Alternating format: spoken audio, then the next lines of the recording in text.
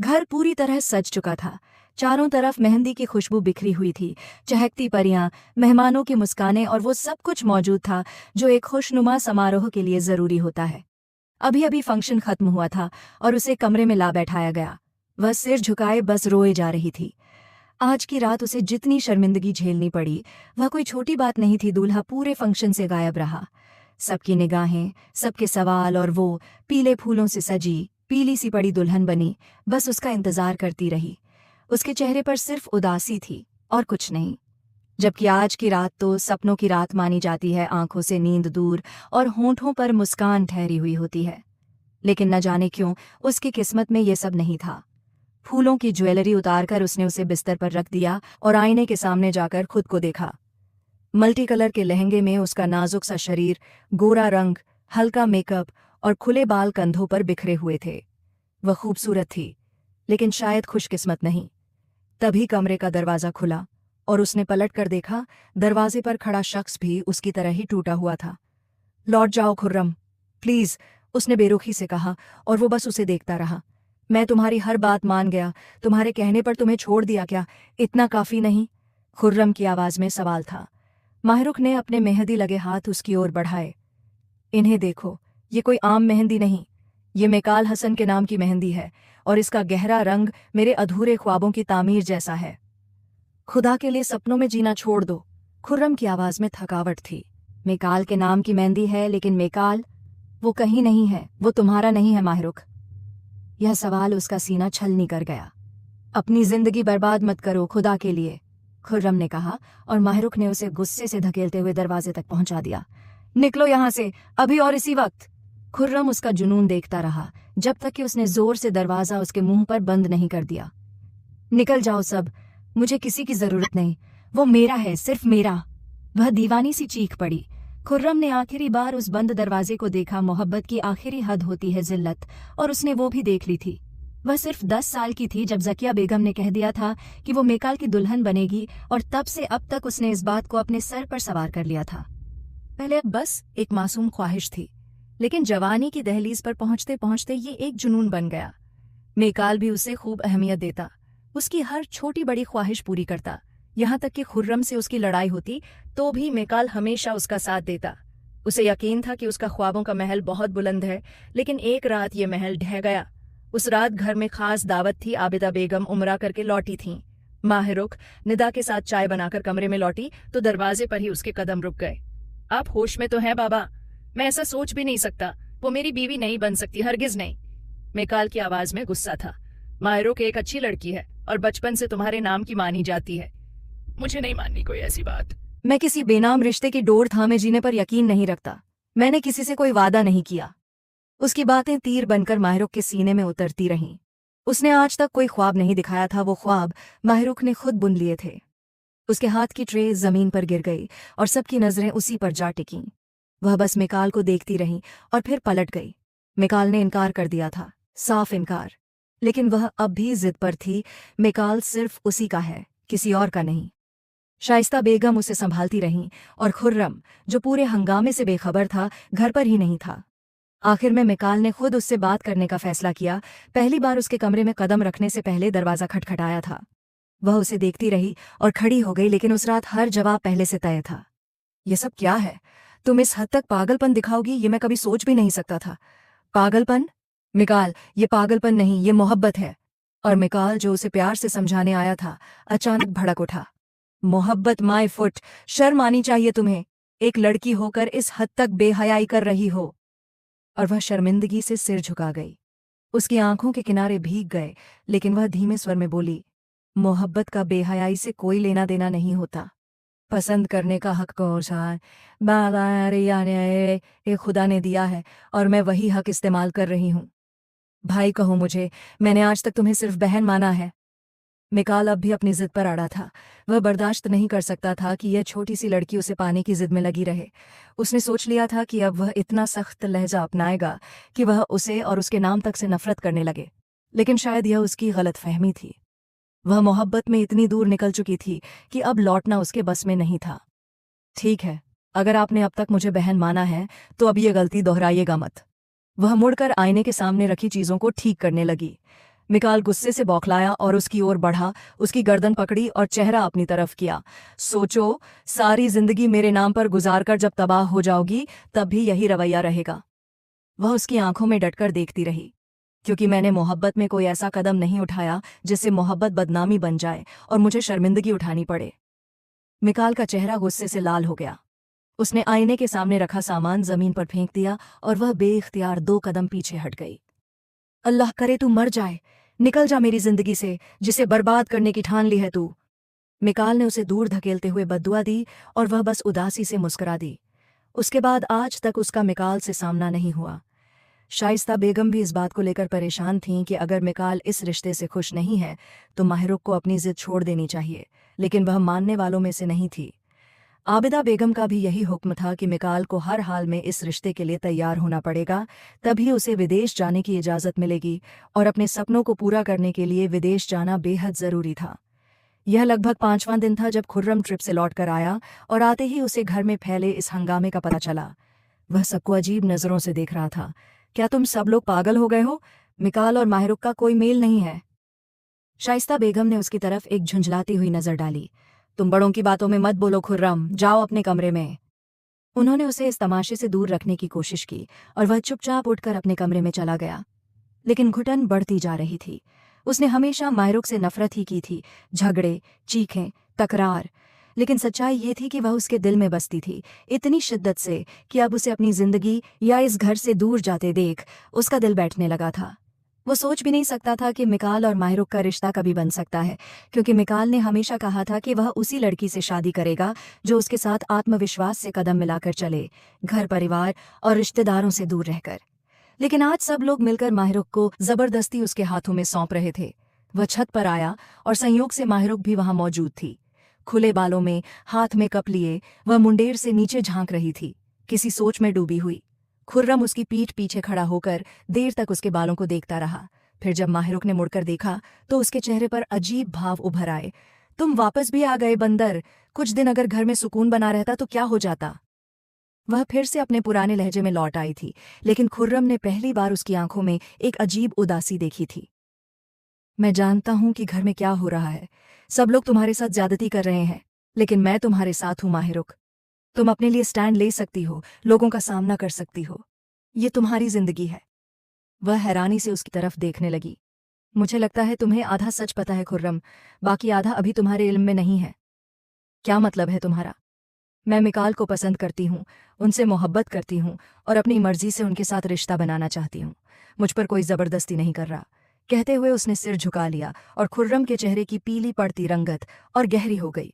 उसने आगे बढ़कर नरमी से उसकी कंधों को पकड़ा। तुम ये कैसे कर सकती हो, ये सब कुछ? वह सवालिया नजरों से उसके चेहरे को देखता रहा और माहिरुख चुपचाप उसके सामने से गुजरकर नीचे उतर गई।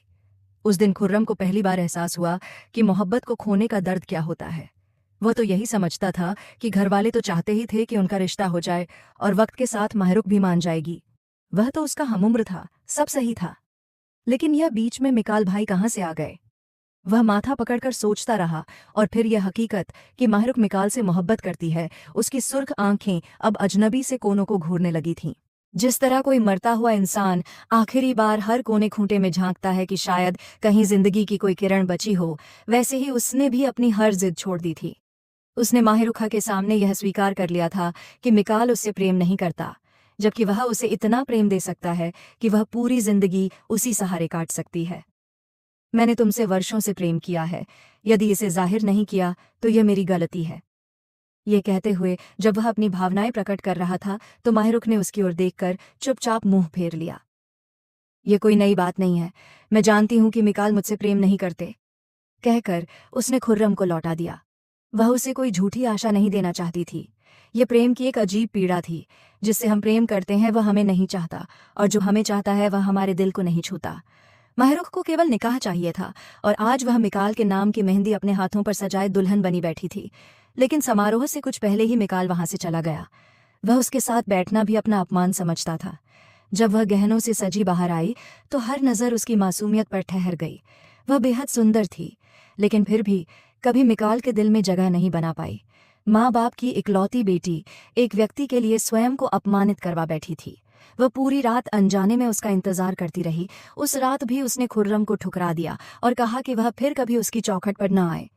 उसे यकीन था कि यदि मिकाल उससे प्रेम नहीं भी करता तो वह उसके नाम के सहारे जिंदगी बिता सकती है, लेकिन उसे यह ज्ञात नहीं था कि इस रिश्ते के बाद जो तूफान उस पर टूटेंगे वे इस बंधन को उसके लिए पछतावे का कारण बना देंगे। अगला दिन उथल पुथल से भरा था। फजर के बाद वह थोड़ी देर के लिए लेटी, आंखें मूंद लीं। नींद तो कोसों दूर थी। दिल में एक अनजानी सी खुशी भी थी और डर भी कि उसके साथ कैसा व्यवहार होगा। उस रात घर के 3 लोग ऐसे थे जिन्होंने रात जागते हुए बिताई। तीनों अपने भीतर की आग से नजरें चुरा रहे थे। मिकाल के लिए उसका करियर सबसे अहम था। वह किसी ऐसी लड़की से विवाह नहीं कर सकता था जो उस पर थोपी जा रही हो। उसे ऐसी साथी चाहिए थी जो आत्मविश्वासी हो, उसकी हर सफलता में उसका साथ दे।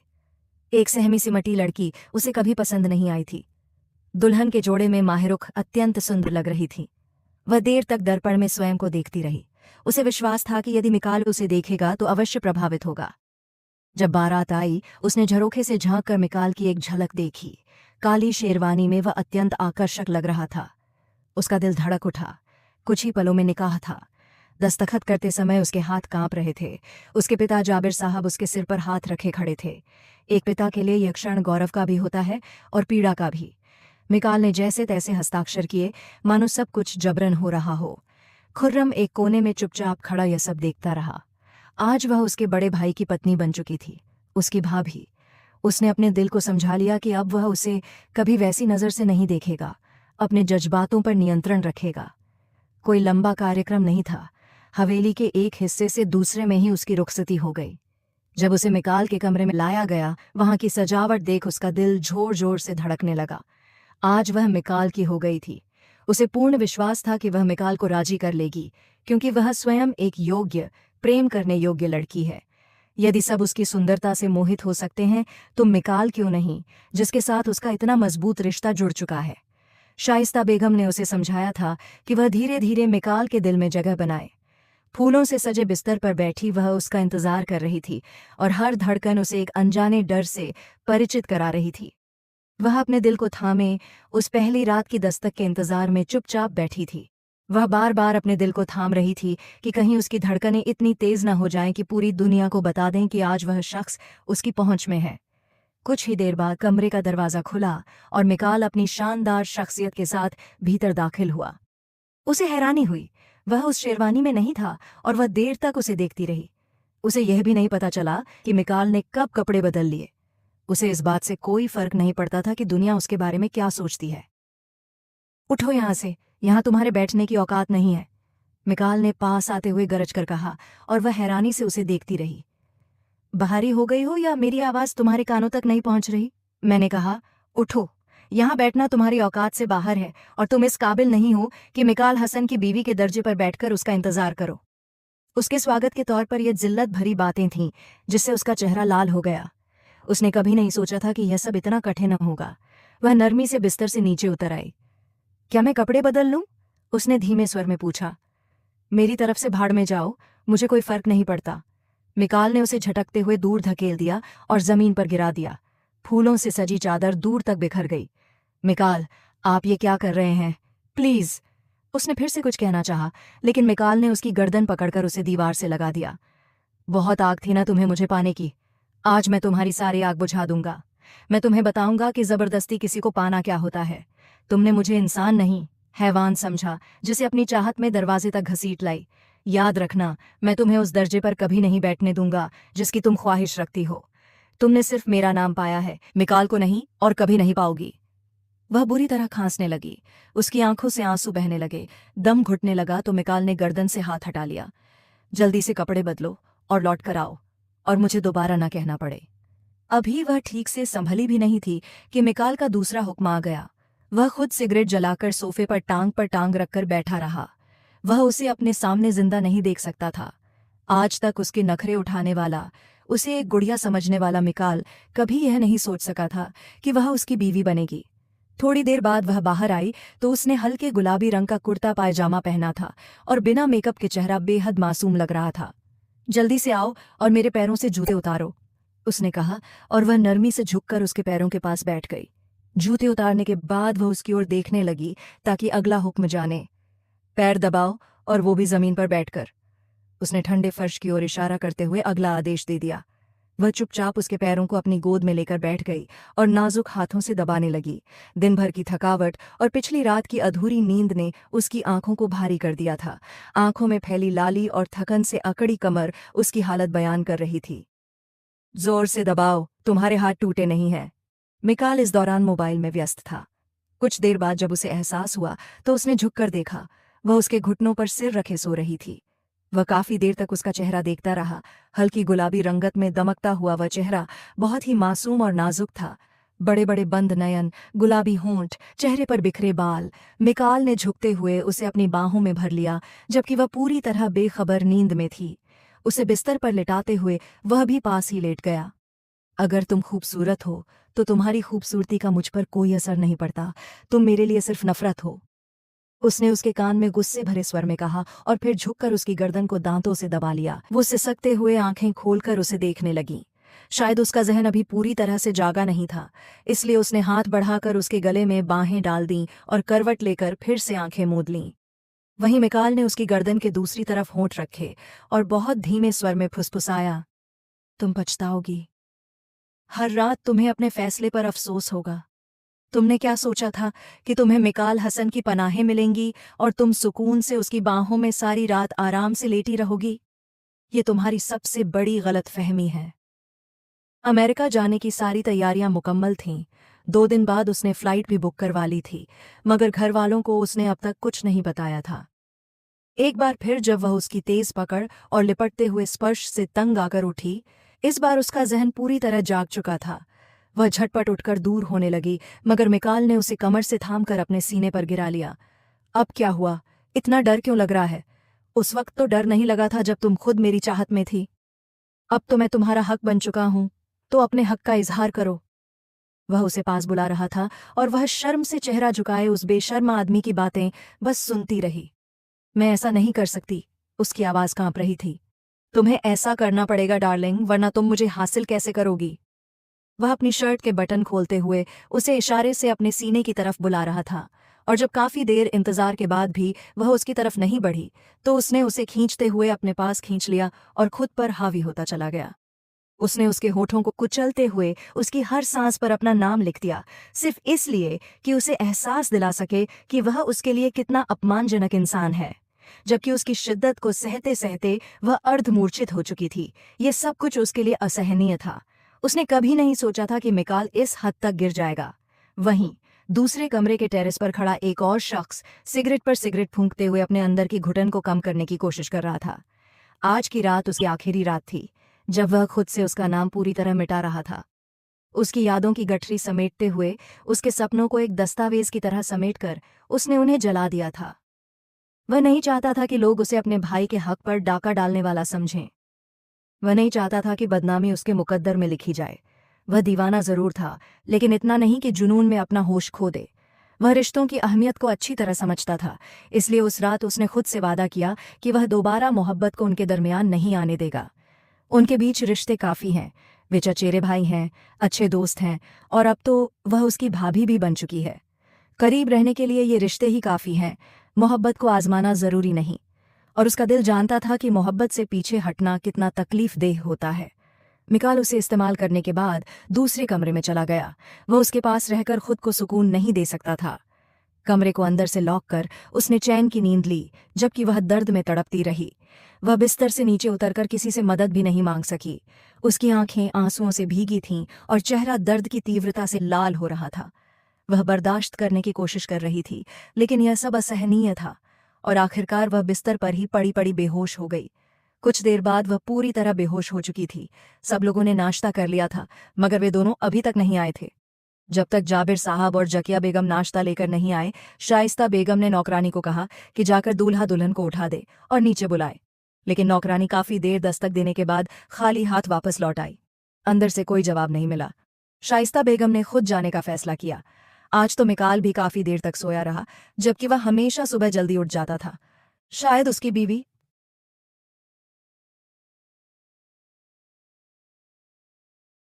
वह मुस्कुराकर उठी, लेकिन बाकी सब चुप बैठे रहे। खुर्रम तो सुबह नाश्ता करके ऑफिस चला गया था। शाइस्ता बेगम काफी देर तक दरवाजे पर दस्तक देती रहीं, लेकिन अंदर से कोई जवाब नहीं आया। तभी उन्होंने मिकाल को दूसरे कमरे से बाहर निकलते देखा। क्या हुआ मम्मी, आप यहाँ क्यों खड़ी हैं? मिकाल ने पूछा तो शाइस्ता बेगम उसे हैरानी से देखती रहीं। तुम यहाँ सो रहे हो? उनके सवाल में अजीब सा शक छिपा था, जिसे मिकाल ने महसूस करते हुए नजरें झुका लीं। जी, फजर के बाद थोड़ी देर आराम के लिए आ गया था। उसे समझ नहीं आया कि क्या जवाब दे। शाइस्ता बेगम ने दरवाजे की ओर देखा। अगर वह कमरे में अकेली है तो दरवाज़ा क्यों नहीं खोल रही? मिकाल माँ की चिंता देखता रहा। फिर उसने नौकरानी से डुप्लीकेट चाबी मंगवाई और जैसे ही ताला खोला, बिस्तर पर पड़ी उसकी हालत ने दोनों को चौंका दिया। वे भागते हुए उसकी तरफ बढ़े और उसका तपता हुआ बदन देखकर शाइस्ता बेगम ने बेटे की ओर सवाल भरी नजरों से देखा, और मिकाल उन नजरों के मायने बखूबी समझ सकता था। उसे तुरंत अस्पताल ले जाया गया। मिकाल भी बहुत परेशान था, पर परेशानी से ज्यादा उसे शर्मिंदगी महसूस हो रही थी।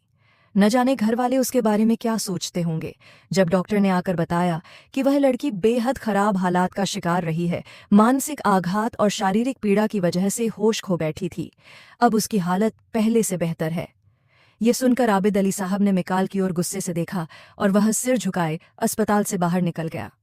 एक बार फिर वह लड़की उसके लिए शर्मिंदगी और परेशानी की वजह बनी थी। ऐसा पहली बार नहीं हुआ था। उसने वही सब फिर से दोहराया था और मिकाल को लग रहा था जैसे उसने एक बार फिर कोई नाटक रच लिया हो। बड़बड़ाते हुए वह घर के लिए निकल पड़ा। उसके लिए इतना ही काफी था कि वह अस्पताल तक आ गया। इससे ज्यादा की उम्मीद करना बेकार था।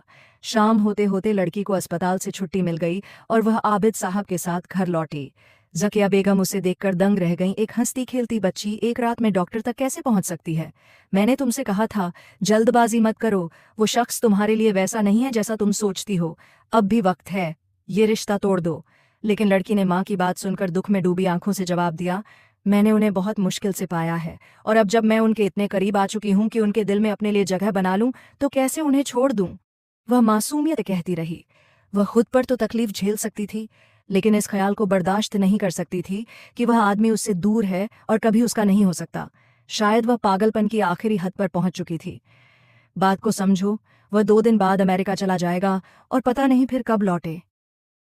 मैं उनका इंतजार करूंगी, शायद भगवान ने उन्हें मेरे नसीब में लिखा हो। वह एकदम मासूम सी गुड़िया थी, जो बस सपने देखना जानती थी, जो सपनों की दुनिया में जीती थी।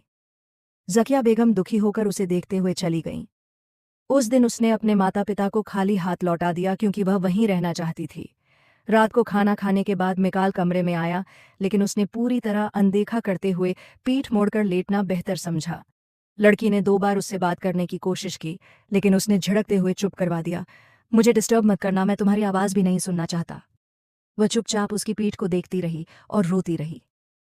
अगला दिन तैयारी में गुजर गया। उसने अपनी तबीयत को नज़रअंदाज करते हुए मिकाल की अमेरिका यात्रा की सारी तैयारी खुद की। वह नहीं चाहती थी कि उसकी जिम्मेदारियां किसी और पर डाल दी जाएं। वह उसकी पत्नी थी और उसकी हर जिम्मेदारी निभाएगी। जब उसने एयरपोर्ट तक साथ चलने की बात की तो मिकाल ने साफ मना कर दिया। इस पर शाइस्ता बेगम ने टोका, अगर घर के बाकी लोग जा रहे हैं तो तुम्हारी बीवी को भी जाना चाहिए, ये गलत बात है। लेकिन मिकाल ने जवाब दिया, ये हमारे बीच का मामला है ताई अम्मी, हम सुलझा लेंगे। शाइस्ता बेगम ने उसे समझाया, काल को तुम्हारी अहमियत समझनी चाहिए, तुम्हारे हक देने चाहिए। ये तुम्हारी सबसे बड़ी गलती है कि तुम घर वालों को इस मामले से अलग कर रही हो। जाने से पहले वह एक बार फिर मिकाल के पास आई। वह उस समय शीशे के सामने खड़ा अपना जायजा ले रहा था। वह आदमी कितना शानदार था। अगर कोई उसके दिल से पूछता तो वह सब कुछ कह देती। क्या वहां जाकर मेरे बारे में सोचोगे? उसने मासूमियत से पूछा। लेकिन मिकाल ने बेरहमी से जवाब दिया, तुमसे और तुम्हारी बातों से छुटकारा पाने के लिए ही तो जा रहा हूं। अगर वहां जाकर भी तुम्हें सोचूंगा तो फिर जाने का फायदा क्या? वह क्रूरता की हदें पार कर चुका था। आप इतने बेरहम क्यों हो गए? पहले तो ऐसे नहीं थे। हाँ, अगर पहले ऐसा होता तो शायद तुम सिर पर न चढ़ती और तुम्हारा बोझ उठाकर जिंदगी भर न चलना पड़ता। गलती हो गई मुझसे। वह उससे नजर तक नहीं मिला रहा था। वह रो पड़ी। कब लौटोगे? कभी नहीं, तुम्हारे लिए तो कभी नहीं। वह आगे बढ़कर मिकाल के कंधे पर सिर रख देती है और मिकाल की धड़कन थम सी जाती है।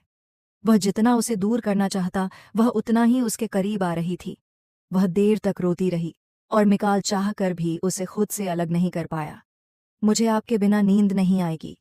ये सब बातें हैं। सब कुछ आ जाता है, नींद भी, सुकून भी और सब्र भी। और तुम्हें भी एक दिन सब कुछ आ जाएगा। उस दिन न मैं तुम्हारे लिए मायने रखूंगा, न मेरी मोहब्बत। ये कहकर वह अपना बैग उठाकर बाहर निकल गया और वह भागती हुई दरवाजे तक आई। वह आदमी कितना जालिम था। अगर कोई उसके दिल से पूछता तो वह सब बता देती।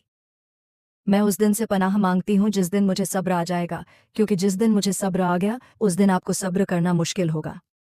वह दरवाजे में बैठकर देर तक रोती रही। वह हर जुल्म बर्दाश्त कर सकती थी, हर दर्द सह सकती थी, क्योंकि वह अब दूर जा चुका था। उसके जाने के बाद और कभी लौट कर न आने की उम्मीद के साथ वह कई दिनों तक बेहद उदास रही। निकाह जैसे हर रिश्ते को तोड़कर उसने हर तरफ से खुद को अलग कर लिया था। ये कोई जिंदगी नहीं थी। पति और पत्नी एक दूसरे का वस्त्र होते हैं, एक दूसरे की मोहब्बत होते हैं। लेकिन जब नफरत इस हद तक पहुंच जाए कि एक इंसान दूसरे को अपने पैरों तले रौंदने लगे, तब उस दूसरे के दिल पर क्या बीतती है, ये सिर्फ वही जानता है या उसका ईश्वर। खुर्रम उसकी हालत से अच्छी तरह वाकिफ था, लेकिन उसने अब दखल देना छोड़ दिया था। कुछ भी नया नहीं था। वे पहले की तरह उसी घर में रहते थे, आपस में बातें करते थे, हंसते थे, खेलते थे। खुर्रम उसकी हर जरूरत पूरी करता था, लेकिन प्यार का नामो निशान तक नहीं था। उस शाम वह लॉन में बैठी चांद को निहार रही थी। कुछ दिन से उसकी तबीयत बेहद भारी थी, और इस भारीपन में भी उसे अपनी नहीं, उस शख्स की फिक्र ज्यादा थी। तभी खुर्रम चलता हुआ उसके पास आया और घास पर बैठ गया। चांद को देखा जा रहा है? उसने पूछा, और फिर खुद भी चांद की ओर देखने लगा। हाँ, मैं और कर भी क्या सकती हूँ। उसकी आवाज में गहरी मायूसी थी। खुर्रम उसकी उदास आंखों को देखकर दुखी हो गया। भाई ने तुमसे कोई संपर्क नहीं किया? नहीं, शायद अब उन्हें मेरी जरूरत नहीं रही। वह सिर झुकाकर रोने लगी। अब रोने का कोई फायदा नहीं है माहिरुख। ये सजा तुमने खुद चुनी है, जिसे अब तुम भुगत रही हो। उन्होंने पहले ही साफ कह दिया था कि वे तुमसे मोहब्बत नहीं करते। अगर सह सकती हो तो अब सहना ही पड़ेगा। और मुझे उम्मीद है कि एक दिन भाई जरूर बदलेंगे। अगर दूरी ने उन पर असर डाला तो उनका दिल तुम्हारे लिए नरम हो जाएगा। वह शख्स उसे तसल्ली दे रहा था, जो खुद तसल्ली के काबिल था, जिसके भीतर की आग हर रोज उसे झुलसाती थी। वह उठने लगी, लेकिन चक्कर खाकर वहीं बैठ गई। खुर्रम ने उसे कंधों से थाम लिया। क्या तुम ठीक हो? तुम्हारी तबीयत तो सही है? उसने आवाज देकर नौकरानी को बुलाया और पानी लाने को कहा। माहिरुख की आंखें बंद होने लगी थीं। तभी आबिद साहब और शाइस्ता बेगम दौड़ते हुए आए। नौकरानी ने उन्हें सब बता दिया था। अम्मी देखिए, पता नहीं इसे क्या हो गया है। खुर्रम घबरा गया था। मुझे लगता है डॉक्टर के पास ले जाना पड़ेगा, शाइस्ता बेगम ने उसका चेहरा देखते ही कहा। खुर्रम ने झुककर उसे सहारा दिया और खड़ा किया। शाइस्ता बेगम उसे गाड़ी तक ले आईं और खुर्रम उसे तुरंत अस्पताल ले गया। आबिद साहब की तबीयत भी कुछ ठीक नहीं थी, इसलिए वे घर पर ही रुके। डॉक्टर ने पूरा परीक्षण किया और फिर आकर शाइस्ता बेगम के सामने बैठ गई। खुर्रम पास ही बेचैन खड़ा था। इनके शरीर में काफी कमजोरी है और मानसिक रूप से ये बहुत परेशान है। आपको इन्हें बहुत ध्यान देना होगा, डॉक्टर ने पेशेवर लहजे में कहा और दवाइयां लिखने लगी। जो दवा मैं लिख रही हूँ वो इन्हें नियमित रूप से दीजिए। इनके खान पान का विशेष ध्यान रखें और कोशिश करें कि ये खुश रहें, क्योंकि बच्चे की सेहत के लिए यह बेहद जरूरी है। शाइस्ता बेगम को लगा कि उन्होंने कुछ गलत सुना है। उन्होंने धीमे स्वर में फिर दोहराया। डॉक्टर ने मुस्कुराते हुए उन्हें बधाई दी। आप दादी बनने वाली हैं। फिर उसने खुर्रम की ओर देखा। अपनी पत्नी का अच्छे से ख्याल रखिए। अभी इन्हें आपकी विशेष देखभाल की जरूरत है। जितना हो सके इन्हें खुश रखें, ताकि ये मानसिक तनाव से बाहर आ सकें। यह समय आप सभी के लिए बेहद अहम है। शाइस्ता बेगम की खुशी का ठिकाना न था। खुर्रम ने हल्की सी उदास मुस्कान के साथ सिर झुका लिया। वह बेहद खुश था कि उसका भाई पिता बनने जा रहा है। शायद अब उन दोनों के बीच सब कुछ ठीक हो जाए।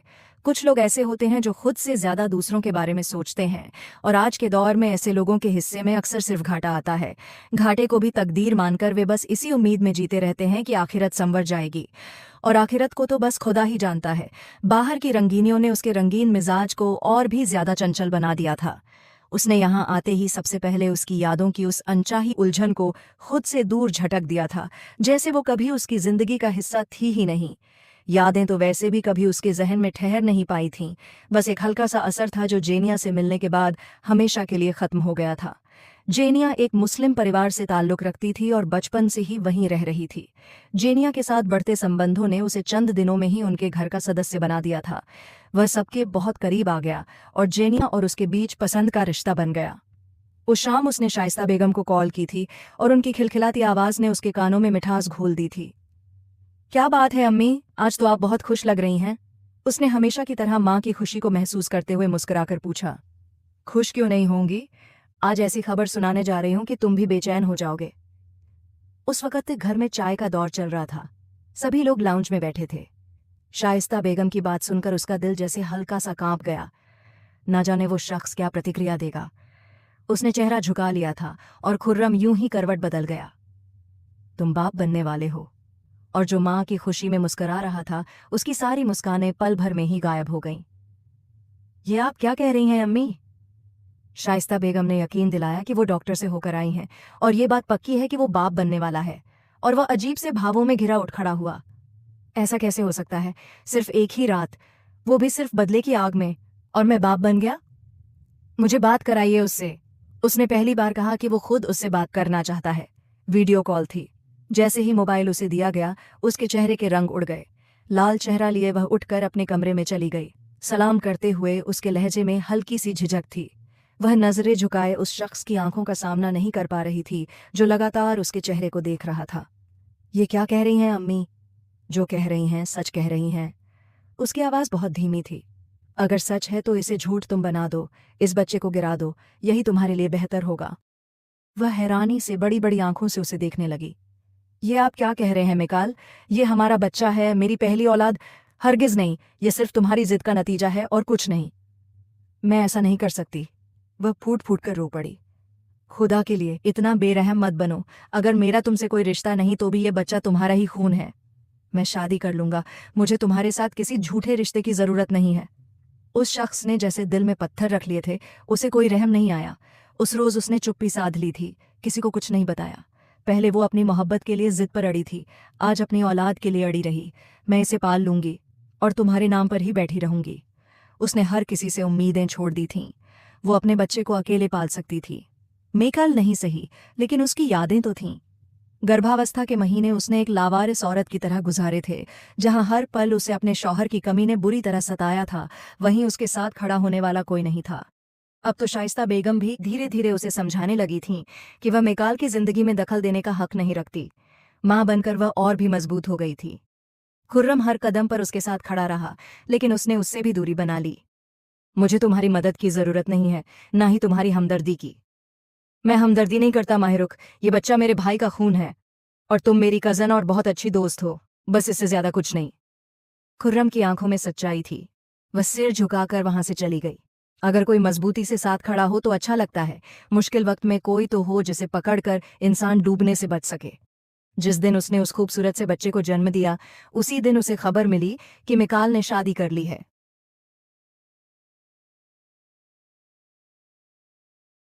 और ये खबर उसे खुद मिकाल ने दी थी, सिर्फ यही बताने के लिए उसने इतने समय बाद उससे बात करने की जरूरत महसूस की थी। वह नहीं जानती थी कि घर में कौन कौन वाकिफ है या किसने किससे साजिश की है, लेकिन उसने खुद को संभाल लिया था। उसके पास अब उसका गुलाबी रुई जैसा बेटा था, जो उसकी जिंदगी का सहारा बन गया था। उसके मायके वालों ने भी आवाज उठाई थी कि अलियान मेकाल की इकलौती औलाद है और उसे आना चाहिए था, लेकिन उसने हर बात को सलीके से संभाल लिया था। वह पहले से ज्यादा मजबूत और हिम्मती हो गई थी। दूसरी ओर जिस रोज जेनिया उसकी दुल्हन बनी थी, वो उसके कमरे में उसका इंतजार कर रही थी। यह दिन उसके लिए किसी सपने से कम नहीं था। जैसे ही वह भीतर आया, झुककर जीनिया के सामने बैठ गया और उसके चेहरे को मोहक निगाहों से देखते हुए मुस्कुराया, मानो उसे भी मुस्कुराने पर मजबूर कर दिया हो। तुम मेरे सपनों की राजकुमारी हो, जिसका हाथ थामकर मैंने असलियत की ओर बढ़ना है, वह बोला। जीनिया ने नजरें उठाकर उसकी ओर देखा। मुझे डर लगता है तुम्हारे अतीत से। मैं नहीं चाहती कि कोई हमें जुदा कर दे। और उसका डर जायज था। उसने वादा किया, जिससे तुम डर रही हो वह कभी भी हमारे रास्ते की रुकावट नहीं बनेगा, यह याद रखना। उस रात उसने जीनिया को इतनी मोहब्बत दी कि जैसे सारा प्यार उसी पर लुटा देना चाहता हो। जीनिया का उसकी जिंदगी में आना जैसे उसकी अधूरी जिंदगी को मुकम्मल कर गया था।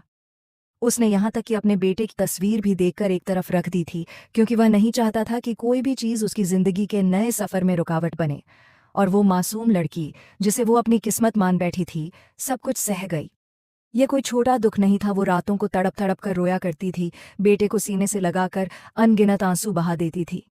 न जाने कितनी बार सजदे में सर रखकर अल्लाह से फरियाद की थी कि उसे उस शख्स की ज़रूरत है, वो उसके बिना जी नहीं सकती, और उसे किसी और की बाहों में सोचकर मर मिटने का दिल करता था। उसने बहुत बार कोशिश की कि एक आखिरी बार बात करे और वह उसे वही हक और मकाम दे जो जीनिया को दिया, लेकिन हर बार उसे सिर्फ ठुकराया गया। आखिरकार उसने खुद ही हर रिश्ता, हर उम्मीद तोड़ दी। अब तो मिकाल का नाम लिए हुए भी अरसा बीत चुका था। उसके बेटे ने पहली बार मामा कहकर पुकारा तो उसने अकेले सुना था, और बाबा वो खुर्रम को ही कहता था। घर में खुर्रम की शादी की बात चल रही थी और उसने थोड़े वक्त की मोहलत मांगी, जब तक कि निदा अपने घर की ना हो जाए। फिर निदा के रिश्ते आने लगे और वह अपनी नई जिंदगी में खुश और संतुष्ट था। उसने अपने अतीत को खुद से अलग कर दिया था। वह पहले ही यह सोच चुका था कि उस लड़की को तलाक देकर उसे आज़ाद कर दे, ताकि वह भी अपनी नई जिंदगी शुरू कर सके। लेकिन एक पिता होने के नाते वह ऐसा करने की हिम्मत नहीं जुटा पाया। जीनिया के साथ की जिंदगी हसीन थी, जब तक वह दिन नहीं आया जब डॉक्टर ने बताया कि जीनिया कभी मां नहीं बन सकती। यह ऐसा सदमा था जिसने उनकी आत्मा तक को हिलाकर रख दिया। जीनिया चीखती हुई उसके सीने से लिपट गई। उस बच्चों की कितनी चाह थी, यह सिर्फ उसका दिल जानता था। जब भी वह किसी की गोद में मुस्कुराता बच्चा देखती, उसका दिल तड़प उठता। मिकाल ने फैसला कर लिया कि वह उसे पाकिस्तान वापस ले जाएगा। घर में निदा की शादी की तैयारियां शुरू हो चुकी थीं। वह जीनिया को अपने पूरे परिवार से मिलवाना चाहता था और चाहता था कि उसे अपनी पत्नी के रूप में सबके सामने पेश करे। जीनिया मान गई, लेकिन उसने एक शर्त रखी, तुम उस लड़की से कोई रिश्ता नहीं रखोगे, कोई संपर्क नहीं होगा। मिकाल ने कसम खाकर कहा, मुझे अब उसकी सूरत भी नहीं देखनी, कोई शौक नहीं है उसके करीब जाने का। उस दिन पाकिस्तान की जमीन पर कदम रखते ही 2 साल बाद उसे एक अजीब सुकून मिला और उसकी आंखें भीग गईं। कितने ही दृश्य उसके जहन में दौड़ने लगे। उसकी माँ उसे लेने आई थीं और उनसे लिपटकर उसे वह सुकून मिला जो बरसों से कहीं खो गया था। सबने जीनिया के बारे में पूछा, लेकिन किसी को ज्यादा हैरानी नहीं हुई, क्योंकि सबको अंदाजा था कि वह यह कदम जरूर उठाएगा। आप लोगों को परेशान होने की जरूरत नहीं है, मैंने माहिरुख से पूछकर ही जीनिया से निकाह किया है और उन्हें कोई ऐतराज नहीं है। उसने सबको चुप करा दिया। खुर्रम बस चुपचाप कार में बैठा रहा। वह लड़की जो मिकाल से लिपटी हुई थी, उसे देखकर खुर्रम को अजीब सी बेचैनी हुई। पता नहीं माहिरुख के दिल पर क्या गुजर रही होगी। जब वह घर में दाखिल हुआ, शाइस्ता बेगम ने नौकरानी को कहा कि माहिरुख को बुलाओ, क्योंकि उन्हें हैरानी थी कि वह खुद क्यों नहीं आई। थोड़ी ही देर में सीढ़ियों से उतरती हुई माहिरुख नजर आई और मिकाल ने पलटकर उसे देखा। वह बैंगनी रंग की शर्ट और ट्राउजर में बड़ी खूबसूरती से दुपट्टा ओढ़े इतनी दिलकश लग रही थी कि वह देर तक उसके मासूम चेहरे को बस देखता ही रह गया। फिर उसकी निगाहें झुकते हुए उस नन्हे से लाल सफेद बच्चे पर पड़ी जो हूबहू उसकी ही परछाई था। दिल एक पल के लिए धड़कना ही भूल गया था। वह इतना सुंदर था कि वह सब कुछ भूलकर बस उसे निहारता रहा। तभी वह बच्चा मारुख का हाथ छुड़ाकर दौड़ते हुए उनकी तरफ बढ़ा और सीधा खुर्रम के गले लग गया। खुर्रम ने झुककर उसका माथा चूम लिया। वह उसे बाबा कहकर अपनी तोतली जुबान में कुछ कहने की कोशिश कर रहा था, जबकि मारुख सलाम करके एक ओर बैठ गई। उसके चेहरे पर न कोई भाव था, न नरमी, न ही कोई झिझक। वह आत्मविश्वास से टांग पर टांग रखे सबको देख रही थी। जेनिया बेताबी से आगे बढ़ी और उस बच्चे को गोद में उठा लिया। उसके गालों को चूमती जा रही थी। मिकाल, देखिए ना, ये कितना सुंदर बच्चा है। कौन है ये? उसने शाइस्ता बेगम की ओर देखा। मिकाल का बेटा।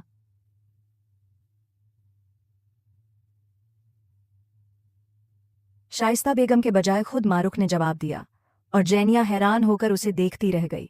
उसे तो मालूम था कि मिकाल का बेटा है, लेकिन इतना बड़ा हो जाएगा ये उसने कभी सोचा भी नहीं था। इसे छोड़ दीजिए मिसेस मिकाल, इस पर सिर्फ मेरा हक है, क्योंकि ये सिर्फ मेरा बेटा है, उसने आत्मविश्वास से कहा, जिससे सब चौंक गए और मिकाल बस उसे देखता रह गया। जब इंसान का सब्र टूटता है तो उसे किसी की भी परवाह नहीं रहती। मिकाल बिना कहे उसे नजर भर भर कर देखता रहा। 2 दिनों में ही उसे महसूस हो गया था कि उसके आने से मारुख पर कोई असर नहीं पड़ा। वह जेनिया के साथ कमरे में था और जेनिया हद से ज्यादा बेचैन थी। प्लीज, तुम उससे अपना बच्चा वापस ले लो, उसे छोड़ दो। उसने बेरहमी की सारी हदें पार कर दी थीं और मिकाल चुपचाप सिर झुकाए बैठा रहा। मैं ऐसा नहीं कर सकता। जब वह बच्चे को गोद में उठाता, जो हर वक्त खुर्रम के इर्द गिर्द ही घूमता रहता, तो उसके अंदर एक अजीब सी टीस उठती थी। वह जानता था कि असल में वह उसका अपना बेटा है, न कि खुर्रम का। फिर भी वह उसके लिए एक अजनबी ही था, क्योंकि बच्चा अपनी माँ से ही जुड़ा हुआ था। और दूसरी ओर जब उस औरत पर जवानी पूरी तरह उतर आई थी, तो वह और भी हसीन हो गई थी और मिकाल की नज़रों का बार बार उसकी ओर खिंच जाना लाजमी था। उस रात भी जेनिया ने खुद कहा था, तुम उसके कमरे में जाओ, उसके करीब हो जाओ, ताकि अगर वह कोई और बच्चा भी पैदा कर दे तो वह मुझे दे दे, क्योंकि मैं अलियान के बिना नहीं रह सकती। मारुख ने अलियान के साथ खेलने की इजाजत दे दी थी और उसने चुप्पी साध ली थी, लेकिन उसका मिकाल या उसकी बीवी से कोई सरोकार नहीं था। घर में शादी की तैयारियां जोरों पर थीं। एक दिन जब मिकाल उसके कमरे में आया तो वह अलियान को सुला चुकी थी और शर्ट ट्राउजर में बैठकर कोई किताब पढ़ रही थी। मिकाल को देखकर उसने किताब साइड में रख दी। जी फरमाइए। उसने अपने बाजू सीने पर बांध लिए। मिकाल बोला, मेरे आने से तुम्हें कोई फर्क नहीं पड़ा? मैं वही हूं जिसकी एक आहट पर तुम। मिकाल साहब, गुजरे वक्त की बातें छोड़िए, अब सिर्फ वर्तमान की बात कीजिए। वह सीधे उसकी आंखों में देख रही थी। मिकाल उलझन में पड़ गया। उसने सिर झुकाकर उसके बाजुओं को पकड़ना चाहा, लेकिन उसने झटके से उसका हाथ झटक दिया। मुझसे और मेरे बेटे से आपका कोई संबंध नहीं है मिकाल, और मुझे यह बात बार बार दोहराने की जरूरत नहीं होनी चाहिए। मैं अपनी जिंदगी में बहुत खुश हूं। तभी मिकाल ने उसे कमर से पकड़कर अपने करीब किया। किसके साथ? खुर्रम के साथ, या तुम्हारी जिंदगी में कोई और है? और अगले ही पल एक जोरदार तमाचा उसके चेहरे पर पड़ा। मैं आपकी तरह किसी का हक राहों में बेचने वाली नहीं हूं। अगर मैंने आपके नाम पर बैठने की कसम खाई है तो बैठी हूं, और मुझे कोई फर्क नहीं पड़ता। चाहे तो अभी और इसी वक्त तलाक दे दीजिए, लेकिन अलियान पर मैं आपकी परछाई भी नहीं पड़ने दूंगी। उस दिन मिकाल बहुत गुस्से में वापस लौट गया। उसे न जाने क्यों खुर्रम से उसकी बातें करते देख जलन होती थी, जैसे वह किसी को उसके पास भी न जाने दे। नाजिया की शादी हो रही थी, घर वालों की रजामंदी से। वह हल्के मेकअप में, एक सुंदर सी ड्रेस में सबकी नजरों का केंद्र बनी हुई थी, और अलियान तो जैसे महफिल की जान था। लेकिन इस बार मिकाल जब लौटा तो यहां उसके लिए कुछ भी नहीं बचा था। उसने चुपचाप तलाक दी और चला गया, और मारुख को इससे कोई फर्क नहीं पड़ा वह उसका नाम अपने साथ जोड़ता या हटाता। अब उसके पास अपनी जिंदगी जीने का एक मजबूत सहारा था। आबिद साहब ने विनती की थी कि वह इस घर में ही रहे, अगर चाहे तो खुर्रम से निकाह कर ले, लेकिन फिलहाल उसे सिर्फ अपने बेटे के साथ अपनी जिंदगी बितानी थी, कुछ सालों तक खुद को हर चिंता से मुक्त रखकर, और उसके बाद जो होगा देखा जाएगा। इस बार उसने सिर्फ अपने लिए सोचा था, अपने लिए एक मोहलत मांगी थी। कभी कभी जिंदगी की खुशियों पर हमारा भी हक बनता है। और एक ऐसा इंसान भी था जो आज भी बस उसी के फैसले का इंतजार कर रहा था, चुपचाप, खामोशी से। शायद कभी किस्मत उस पर भी मेहरबान हो जाए।